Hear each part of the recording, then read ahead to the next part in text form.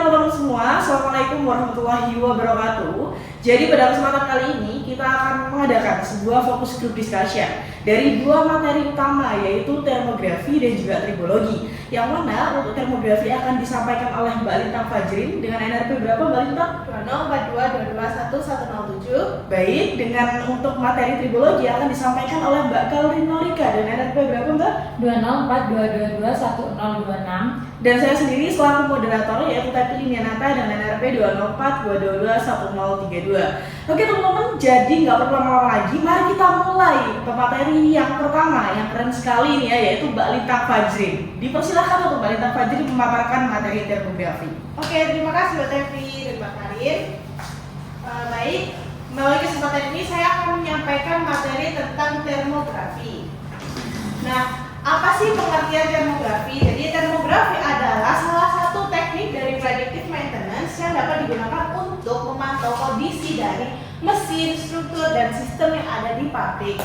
Nah, teknik ini menggunakan instrumen yang dirancang untuk memantau emisi energi infrared, yaitu suhu, guna menentukan kondisi operasional dengan mendeteksi anomali termal, yaitu area yang lebih panas atau lebih dingin dari seharusnya. Nah, kemudian dari situ untuk dasar-dasar infrared yang digunakan itu berasal dari yang pertama, semua benda di atas suhu nol mutlak memancarkan energi infrared. Kamera termal mendeteksi radiasi dan mengubahnya menjadi gambar suhu atau termogram. Kemudian sumber energi infrared itu dari objek ada 3, yaitu ada yang dipancarkan sendiri, dipantulkan, dan diteruskan. Dan permukaan objek ini mempengaruhi akurasi dari pengukuran suhu menggunakan infrared itu tadi, karena yang pertama ada black body, dia memiliki emisivitas yang sama dengan 1, yang mana dia akan menyerap dan memancarkan semua energi. Dan yang kedua itu ada gray body, di mana dia memiliki nilai emisivitas kurang dari 1 karena dia memantulkan sebagian energi. Nah, kemudian jenis-jenis dari instrumen infrared sendiri itu ada 3, yaitu yang pertama termometer infrared atau radiometer titik, yang kedua yaitu pemindah garis atau line scanners, dan yang terakhir sistem pencitraan atau imaging system. Untuk yang pertama, termometer infrared. Termometer infrared atau termometer inframerah itu dirancang untuk memberikan pengukuran suhu permukaan secara langsung pada suatu titik kecil tertentu di suatu mesin atau permukaan. Nah, dalam program predictive maintenance, termometer infrared ini digunakan bersama dengan berbagai instrumen getaran berbasis mikro pemroses untuk memantau suhu pada titik-titik kritis pada mesin atau peralatan di pabrik. Nah, teknik ini biasanya digunakan untuk memantau suhu tutup bantalan atau bearing cap, suhu lilitan motor, pemeriksaan titik suhu pipa proses, dan aplikasi yang serupa. Namun, keterbatasannya adalah bahwa suhu yang diperoleh hanya mempresentasikan satu titik pada mesin atau struktur. Tapi kalau misalnya digunakan bersama data getaran atau data infrared, titik ini dapat digunakan yang lebih bernilai lagi gitu. Kemudian yang kedua yaitu ada line scanners. Nah, jenis instrumen infrared ini menyediakan pemindaian satu dimensi atau satu garis dari radiasi komparatif. Meskipun instrumen ini memberikan cakupan panel yang lebih luas, yaitu area permukaan mesin, tapi penggunaannya dalam aplikasi pemeliharaan prediktif tetap terbatas. Nah, yang ketiga dan terakhir yaitu infrared imaging. Berbeda dengan teknik infrared yang lain, pencitraan termal atau infrared memungkinkan pembedaan emisi infrared dari keseluruhan mesin, proses, atau peralatan dalam waktu yang sangat singkat. Nah, sebagian besar sistem pencitraan ini bekerja mirip seperti kamera video. Penggunanya itu dapat melihat profil emisi termal dari area yang luas hanya dengan melihat melalui optik instrumen. Nah, berbagai instrumen pencitraan termal tersedia di pasaran, mulai dari pemindai hitam putih, kemudian dari yang memiliki range harga masing-masing. Selain itu, ketiga alat itu tadi itu perlu dilakukan adanya training, yaitu terutama untuk imaging system. Karena training ini memiliki peran penting dalam penggunaan imaging system, sebab akurasi dan konsistensi data yang didapat nanti atau yang dihasilkan nanti itu dapat dipengaruhi oleh berbagai variabel, misalnya dari kondisi lingkungan atau teknik pengambilan gambar. gambar. Nah, maka dari itu teknik infrared ini apabila sudah di training, dia tuh bisa digunakan untuk mendeteksi masalah di berbagai sistem atau peralatan pabrik. Misalnya nih, ada di saklar listrik atau switchgear, di gearbox, di gardu listrik, transmisi, dan lain-lainnya. Kemudian untuk safety-nya sendiri dari infrared ini, itu ada beberapa peraturan yang harus dilakukan, yaitu aturan keselamatan yang berlaku di perusahaan itu harus diikuti setiap saat. Nah, kemudian untuk tiap personil sebelum memakai alat itu harus melakukan scanning terlebih dahulu sebelum masuk area. Terus harus juga mengikut sertakan teknisi listrik yang kompeten untuk membuka dan menutup panel listrik. Dan jangan lupa untuk memastikan peralatan beroperasi dalam beban normal dan visibilitasnya jelas selama pemindaian. Nah, tapi apabila panel memiliki sistem interlock yang berfungsi dengan baik, sebaiknya dimatikan terlebih dahulu sebelum dibuka. Tapi kalau misalnya interlocknya rusak dan aman untuk dilakukan, kontrol dapat dibuka dan peralatan dijalankan kembali setelahnya. Oke, dan namun biasanya dari tipe-tipe jenis infrared ini dia mempunyai masalah ya, misalnya dari mechanical looseness atau komponen failure. Mechanical looseness ini atau sambungan yang longgar akan mengakibatkan kelelahan akibat tekanan panas karena terlalu sering digunakan. Dan contoh yang masalah lagi satunya yaitu komponen failure, yaitu misalnya dia tuh komponen yang sebenarnya adalah sumber panas. Contohnya sekring yang mengalami tekanan panas pada rakitan 3 fase akan terlihat lebih panas daripada 2 sekring lainnya. Baik, terima kasih. Sekian presentasi yang dapat saya sampaikan. Assalamualaikum warahmatullahi wabarakatuh. Oke, waalaikumsalam warahmatullahi wabarakatuh. Oke, jadi teman-teman, itu tadi adalah presentasi dari Mbak Lintang Fajrin yang presentasikan mengenai infrared atau termografi gitu ya. Kita akan beralih ke sesi selanjutnya, yaitu sesi tanya jawab atau fokus group discussion. Dari Mbak Kalrin, apakah ada pertanyaan untuk Mbak Lintang? Dipersilahkan. Oke. Saya mau tanya terkait slide terakhir ini. Itu kan Lintang menjelaskan tentang mechanical looseness dan komponen failure. Nah, apabila itu terjadi, bagaimana sih cara mengatasi mechanical looseness dan komponen failure? Oke, baik, saya izin jawab. Untuk mechanical looseness sendiri ini kan dia intinya sambungannya longgar gitu ya. Maka dari itu untuk maintenance-nya kita tuh harus bisa melakukan inspeksi infrared itu secara rutin untuk mendeteksi apakah titik panasnya itu terjadinya masih dalam ambang batas aman atau udah lebih parah. Selain itu kita juga harus memastikan bahwasanya dia tuh memakai bahan-bahan yang memang berkualitas, karena ini kan berpengaruh dengan sambungan gitu ya. Dan sedangkan untuk komponen failure ini kita tuh harus melakukan inspeksi rutin juga untuk menggantikan komponen-komponen yang rusak. Selain itu juga perlu untuk melakukan evaluasi beban listrik yang dipakai, apakah dia berlebihan atau sesuai dengan kebutuhannya dia gitu. Oke, jadi Mbak Kalrin, apakah ada feedback atau sudah cukup? Cukup. Oke, kalau sudah cukup, saya kembalikan lagi ke Mbak Lintang, apakah ada closing statement? Sudah cukup? Oke, baik, terima kasih teman-teman. Itu tadi adalah presentasi termografi dari Mbak Lintang gitu ya. Jadi secara garis besar, termografi adalah sesuatu teknologi yang mana dapat mendeteksi panas gitu ya, infrared, menggunakan teknologi infrared tadi atau inframerah. Dan itu dideteksi untuk mendeteksi kerusakan dari suatu alat atau equipmentnya dengan perbedaan antara suhu panas dan juga dingin gitu. Dan memang biasanya terjadinya di dua kesalahan ini. Dan tadi juga sudah dijelaskan dengan Mbak Lintang gimana ya Mbak ya cara untuk mengatasi masalah ini gitu. Oke, dan Mbak Lintang cukup. Kalau gitu kita lanjut ke sesi berikutnya, yaitu akan ada presentasi mengenai tribologi dari Mbak Kalrenovika. Kepada Mbak Kalrenovika dipersilakan. Oke, baik teman-teman. Jadi kita lanjut ke materi keren kita berikutnya ya, yaitu membahas mengenai tribologi. Jadi kepada waktu dan tempat saya persilakan kepada Mbak Kalrenovika. Baik, terima kasih atas kesempatan dan waktunya kepada Mbak Tepi dan Mbak Alin. Selanjutnya saya akan menjelaskan terkait tribologi.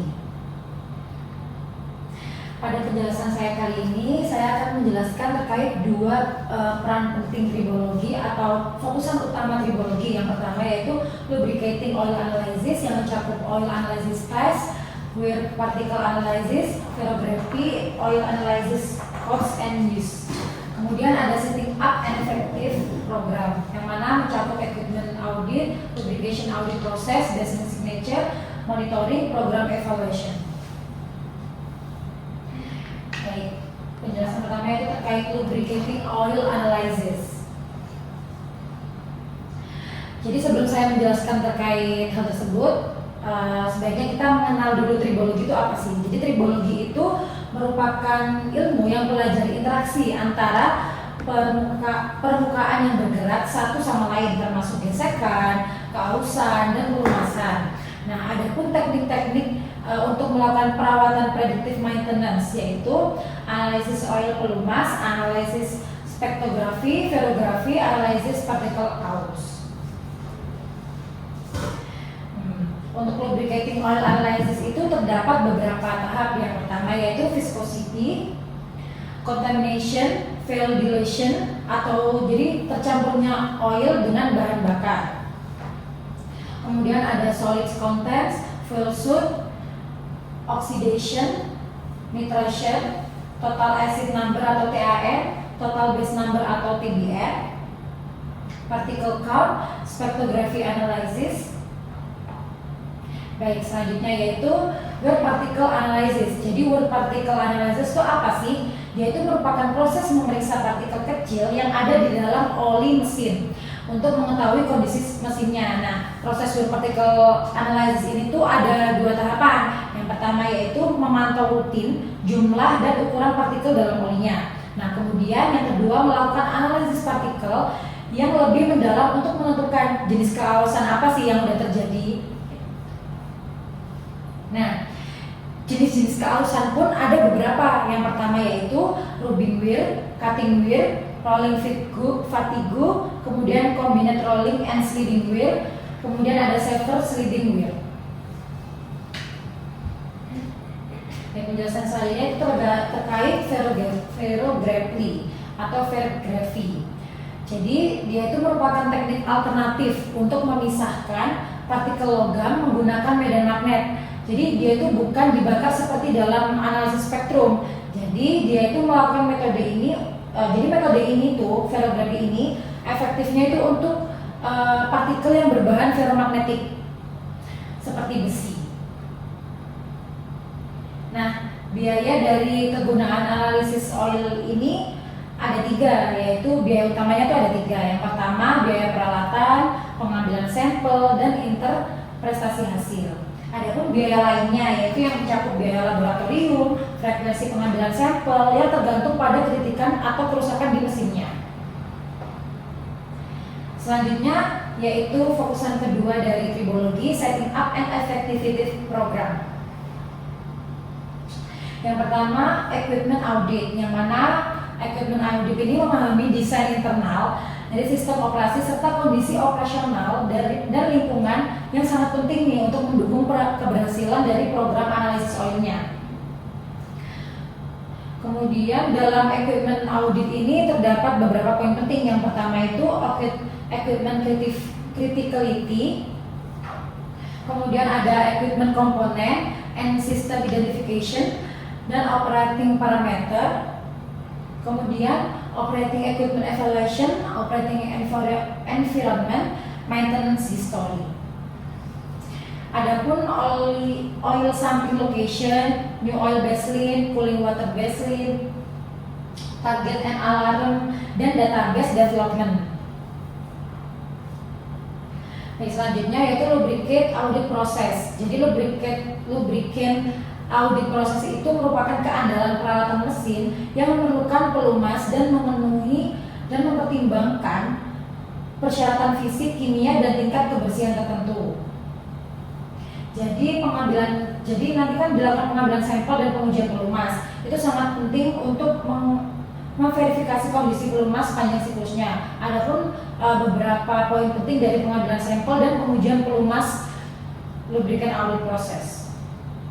Yang pertama yaitu lubricant recruitment, lubricant supplier, oil storage, kemudian ada handling and dispensing, ada lubricant supplier. Tuh. Nah, kemudian yaitu selanjutnya ada baseline signature. Jadi baseline signature itu data awal yang digunakan sebagai acuan kondisi normal suatu peralatan dan pelumas, yang mana digunakan untuk mendeteksi potensi kegagalan dan perubahan performa. Nah, untuk mendapatkan baseline signature yang akurat itu diperlukan beberapa sampel dan teknik pengumpulan. Kemudian, untuk itu teknik-teknik tersebut meliputi equipment evaluation, sampling, testing, exception testing, data entry, baseline signature, dan diakhiri dengan baseline signature review. Nah, selanjutnya yaitu monitoring. Monitoring itu untuk melakukan pengumpulan data dan menganalisis tanda-tanda penurunan performa pada suatu pelumas atau peralatan. Nah, untuk mendapatkan monitoring yang akurat juga diperlukan beberapa sampel dan teknik pengambilan data yang sistematis.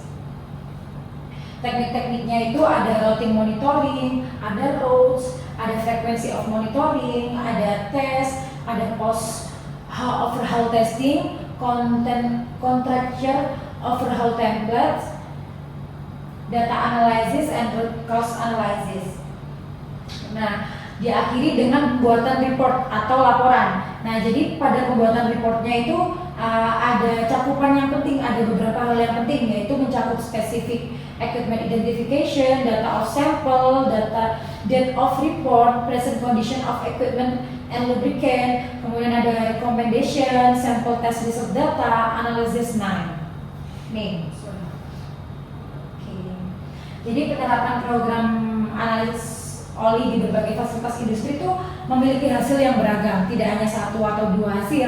Nah, keberhasilan dari program sangat bergantung pada pemahaman menyeluruh tentang desain peralatan, jenis pelumas yang dipakai, terus lingkungan operasionalnya, terus serta bagaimana menginterpretasikan hasil pengujian menjadi tindakan pemeliharaan yang efektif. Sekian dari saya, terima kasih atas waktunya. Saya kembalikan ke moderator. Oke, baik, terima kasih banyak presentasinya Mbak Karin gitu ya, sangat wow sekali ya pokoknya, sangat insightful penjelasan mengenai tribologi gitu. Akhirnya kita lanjut ke sesi berikutnya, yaitu sesi tanya jawab dan juga focus group discussion. Nah, mungkin dari Mbak Alin, apakah ada pertanyaan untuk Mbak Karin? Oke, benar kata Mbak Temi, ini sangat insightful sekali, tapi saya ada rasa penasaran nih, terutama di bagian wear particle analysis. Apa bisa dicari slide-nya? Oh ya, ini. Nah, wear particle analysis ini kan katanya tadi pemeriksa partikel kecil ya untuk mengetahui kondisi mesin. Nah, coba selanjutnya. Nah, dia kan bisa untuk mendeteksi masalah-masalah ini kan, kausan, terus rubbing wear, segala macam. Nah, gimana sih wear particle analysis itu tadi bisa mendeteksi jenis-jenis ini tadi, misal dari rubbing wear, cutting wear, rolling fatigue, dan lain-lainnya. Baik, izin menjawab, boleh? Boleh. Pertanyaannya tadi, Gimana caranya si wear particle itu tadi dia bisa membedakan jenis-jenis keausan yang ada di sini gitu loh. Oke. Jadi cara membedakannya itu dengan melakukan analisis terkait apa ya? Morfologi. Morfologi itu ukuran, bentuk, terus kemudian komposisi. Jadi melakukan analisis ke morfologi tadi menggunakan ferrografi. Jadi setiap kerusakan itu kan menghasilkan ciri-ciri partikel tertentu ya. Misalnya cutting wear kan grip tajam, rolling vertigo menghasilkan spall. Nah, jadi sehingga teknisi dapat mengidentifikasi mode kegagalannya. Nah, jadi caranya tadi itu dengan melakukan analisis dulu terhadap morfologinya. Oke, dari Mbak Alin apakah ada feedback? Enggak, sudah cukup. Terima kasih. Oke, cukup. Karena pertanyaan dari Mbak Alin sudah cukup, teman-teman. Mungkin dari Mbak Karin apakah ada closing statement? Sudah cukup. Oke, baik. Terima kasih banyak pada Mbak Alin dan juga Mbak Karin gitu ya atas presentasi yang memukau ini ya. Jadi dua materi mengenai termografi dan juga tribologi. Nah, teman-teman, tribologi itu sebenarnya singkatnya adalah suatu analisis gitu ya untuk mempelajari lebih lanjut mengenai keausan, kemudian gimana sih dua benda ini saling berinteraksi sehingga nanti kita bisa mendeteksi ketika benda ini sering berinteraksi gitu ya, sering bergesekan, itu akan menyebabkan sebuah kerusakan. Nah, dengan adanya tribologi ini dapat dilakukan prediksi predictive maintenance, jadi dalam kondisi realnya seperti tadi yang sudah dijelaskan oleh Mbak Karin ya, termasuk analisis oli dan juga pertanyaan dari Mbak Alin tadi mengenai keausan ini gitu. Nah diharapkan dengan etibologi juga sama dapat memperpanjang umur gitu teman-teman. Oke, aku tutup teman-teman semua. Terima kasih banyak karena memang dua materi kita sangat memukau. Kita ambil applause dulu ya, keren sekali ya teman-teman ya. Oke, aku tutup. Teman-teman jangan lupa belajar ya. Wassalamualaikum warahmatullahi wabarakatuh.